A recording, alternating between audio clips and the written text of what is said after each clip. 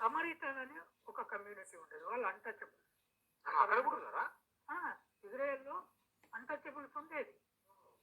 Jesus Christ కాలంలోనే untouchable women ఒక ఆమె, ఈయనకు దూపైతుంటే దప్పికేస్తుంటే ఆమె నీళ్లు చేసుకుంటుంటే ఒక దూరం బావి దగ్గర పోయి నాకు నీళ్లు పోయమ్మా అని అడుగుతాడు. అడిగితే అయ్యా నువ్వు ఒక జ్యూవి, నేను అన్టచబుల్ స్త్రీని, నేను పోసే వాటర్ నువ్వు తాగితే మీ వాళ్ళంతా నేను తప్పుపడతారు, నా వాటర్ నా నీళ్ళు ఎట్లా తాగుతావు నువ్వు, అది మంచిది కాదని చెప్తుంది. అప్పుడు జీసస్ ఏమంటాడమ్మా, చూడమ్మా నువ్వు అన్టచబుల్ స్త్రీ అని తెలుసు, నాకు అంటరాందాడు అని తెలుసు నాకు, కానీ నేనెవరో నీకు తెలియట్లేదు.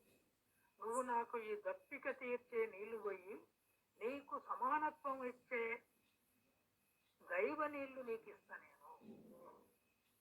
నీ మొత్తం జాతికి విముక్తినిస్తా, నేను ఆ మనిషిని, నేను అందుకే నేను నీళ్లు తాగడానికి వచ్చిన. ఆమె పోయి మొత్తం ఆ దళిత వాడలో అగో మనల్ని విముక్తి చేసే దేవుడు వచ్చిందని జీసస్ గురించి చెప్తుంది. అక్కడి నుంచి వాళ్ళ విముక్తి మొదలవుతుంది. జీసస్ చచ్చిపోయే నాటికే చాలా మార్పు తెచ్చాడు ఆయన.